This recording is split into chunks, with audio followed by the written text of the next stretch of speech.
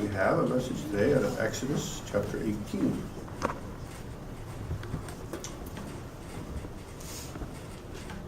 Or pride. Exodus chapter 18, starting at verse 7. This is when Moses was out in the wilderness. He'd taken the people out of Egypt into the wilderness, and his father-in-law, Jethro, came with his wife and 2 sons to bring them back to Moses. Starting at verse 7, Exodus chapter 18. Moses went out to meet his father-in-law, and did obeisance, and kissed him, and asked each other of their welfare, and they came into the tent. Moses told his father-in-law all that the Lord had done unto Pharaoh and to the Egyptians for Israel's sake, and all the travail that had come upon them by the way, and how the Lord delivered them. The travail, all the difficulties they had in the wilderness. Not finding water that was salty, couldn't be drank, food issues, everything. And how the Lord delivered them. And Jethro rejoiced for the goodness which the Lord had done to Israel, whom he had delivered out of the hand of the Egyptians. And Jethro said, Blessed be the Lord, who hath delivered you out of the hand of the Egyptians, out of the hand of Pharaoh, who hath delivered the people from under the hand of the Egyptians. For I know that the Lord is greater than all gods. For in the thing wherein they dealt proudly, he was above them. Bingo. So we see, this is a very interesting case. Moses brought the people out. Of course, the people were there. God said he was going to deliver them. God had Moses tell them that. They said, okay, that sounds good. And then the first thing that happens is Moses said, I'm not giving you straw, but you still got to find the straw to make the bricks. They weren't happy about this. And of course, Israel totally partook of the first 4 plagues, and particularly just like Egypt did. So this wasn't looking really great to me. Yeah, Israelites. But the last 6, the Bible tells us, they didn't participate in it. They watched it happen to the Egyptians. It didn't happen to them. What about the walk? We'll see how that's important in a minute. But it said the thing when they dealt, the Egyptians dealt proudly, he was above them. Now, how did they deal proudly? Well, first of all, they said, this is Egypt, and we're Egyptians, and you guys are slaves. And God took those same people out of Egypt. Just took them out. They had no power. Egypt at that time was the superpower, like the United States. And Pharaoh wasn't just a king. He classified himself as a god. When Moses went to him and said, my God says, let my people go, he said, well, I don't know your God. I don't know why I should listen to him. Basically, he said, I'm God. Everybody worshipped him as God. So, the most powerful nation in the world and the most powerful man in that nation said, you guys are slaves and you're going to stay slaves. But God led them out. Had no power. God dealt with his pride. They're the most wealthy country. And guess what? By the time Israel left, they had been completely beggared. All their crops had failed. The river Nile, which was considered the source of life, which was because the water came through every spring, it flooded its banks and it basically fertilized the land, so they always had good crops. The river then turned to blood, so all the fish and everything in it died that they lived off of. They couldn't water the land with it. It stunk. The crops failed, the trees failed, the locusts and the bugs ate up everything that was green. And one of the plagues killed off all of their livestock. And before they left, God said to the Israelis, go borrow gold and silver, as much as you want from the Egyptians. So they took all their gold and silver too. Left the country with nothing. So everything that they were proud about, they lost.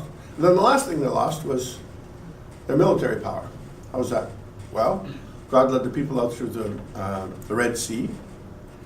And Pharaoh had his military, essentially his cavalry, the chariots, which were like the tanks of the day, were running into that spot, and God just closed up the Red Sea again, killed them all off.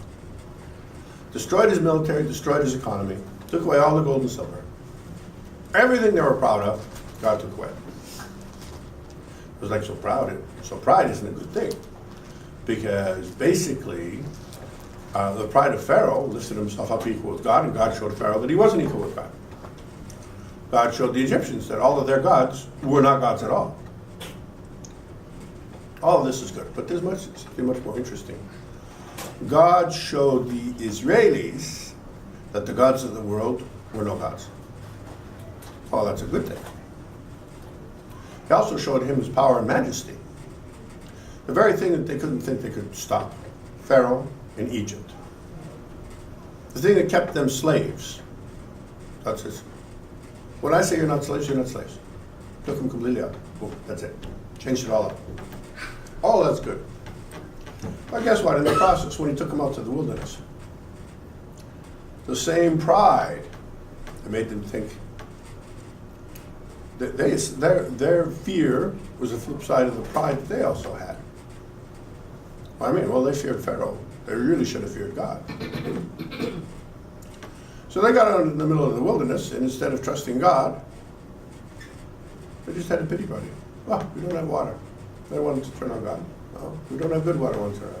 Oh, we left all the vegetables and stuff in Egypt. Why didn't you just let us die there? Why didn't we just stay slaves there? They'd rather be slaves alive than serving God in the wilderness. It wasn't God who killed them in the wilderness. God was expecting more from them in the wilderness. You see, they could indulge their pride in Egypt the same way that the Egyptians did. Well, we do our thing. We make the bricks, and they leave us alone, and we can eat and do whatever we want in Egypt. That's how they saw it. So they partook of the same pride that Egypt did, and they didn't recognize it. Why? Because they had religion. Well, that's just as valid for us today. We're not exempt. God attacks our pride as well. When they cried out and said, well, what about all the meat that we had in Egypt? He says, okay, well, I'll give you meat. He brought the quails.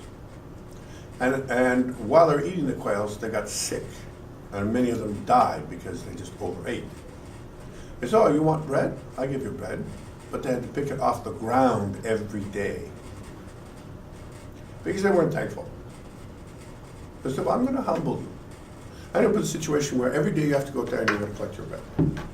On Fridays, you have to collect for 2 days. That's right. But you got to collect it off the dirt on the ground. You got to get on your hands and knees and pick it off the ground. And you have to do it before noon, because you don't get it done by then, it's all gone anyway. So it's like discipline. In the face of the Israelis. It was discipline. And it was humbling. Had to deal with their pride. Because without God in the middle of the wilderness, they were going to expire. And God was just trying to get them to deal with their pride so that they could accept the goodness of God. And in the end, they still failed. How'd they fail? He did everything to get them on track.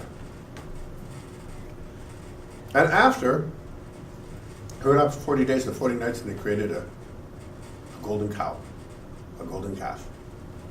He said, okay, fine, I'll send you up. He sent them up. They spouted the land for 40 days. He said, it's a good place, but we can't take it. They totally didn't get it. In their pride, they recognized that they couldn't get the job done. If they would have had any humility, they would have said, just like Joshua and Caleb, and they would have said, of course we can't do it, but God can. Their own pride prevented them from turning to God.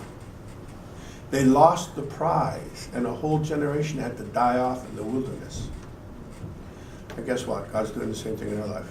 He's dealing with our pride. Pride is what elevates us, and it's the tall grass that gets cut.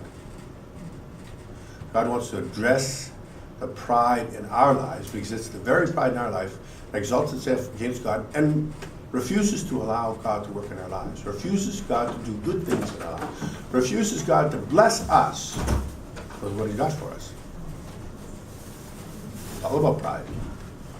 He showed the Israelis, first of all, look, I'm going to make this lesson real easy. I'm going to show what happens to the unbelievers, the pride in the unbelievers. And they didn't get it. He said, well, let me show you what happens to you. when you're dealing with pride, and you don't deal with it. When you got pride, you don't deal with it. And in the end, they still didn't get it. He says, okay, fine. I said, I'll give you the line. Go up, take it. Came back and said, no, we can't take it. Let's all go back to Egypt. And a whole generation had to die off in the wilderness before he could send them up into the promise. Why is that important to us? How long do you have to wait before you come into the promise of God? You know what's preventing you? Your pride. Your standards. Oh, I can't start with that job. Well, you never finish with the job you start with. I can't do that job. Oh, I can't work for that person. Oh, that's beneath me. Oh, I shouldn't be asking for help. I shouldn't have to ask for help. Oh, you shouldn't have to go to God on an ongoing basis. I already told him, he already knows. Why should I have to be humbled to ask God on a constant basis, except that he said so? Now we have to understand, it's nice to look at others and say, well, God's dealing with their pride. The Bible tells us judgment starts first at the house of the Lord. He's dealing with our pride before he deals with the pride out there. You want the people around you, the non-Christians, their pride dealt with? It's like, guess what? He starts with us. See, he's going to start with us. So, be prepared.